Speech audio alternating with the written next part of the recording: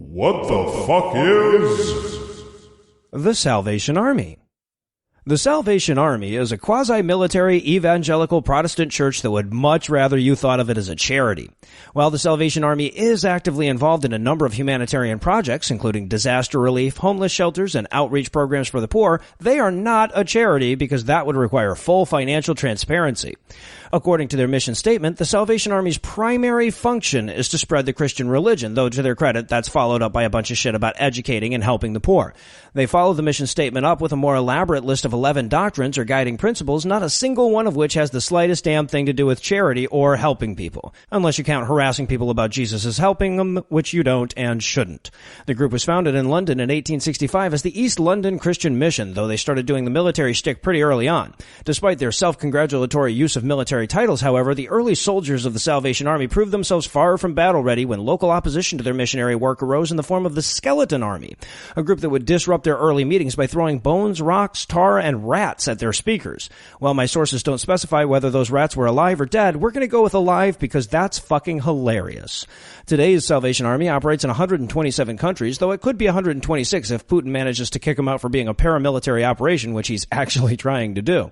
The group claims a membership of well over 1 million, which when translated out of bullshit church membership calculus amounts to almost 200,000 people.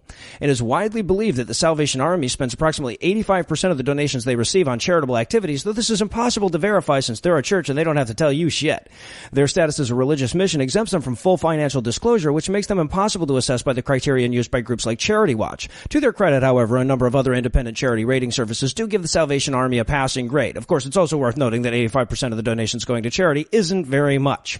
But irrespective of how much money they spend on humanitarian aid, it's vital to remember that when you give money to the Salvation Army, you're giving money to a church with a kettle-shaped collection plate.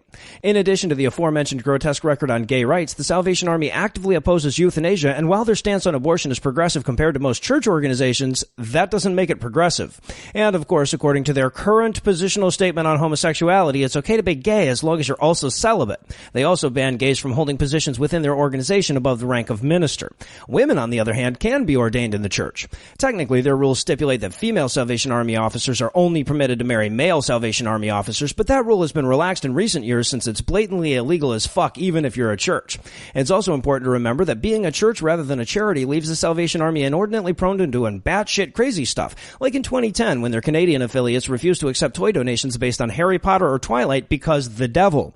They've also come under fire a number of times for proselytizing during government-funded events and for asking their employees about their sexual habits as conditions of employment. All of these controversies, of course, pale in comparison to the Australian branch of the Salvation Army, which raped orphans.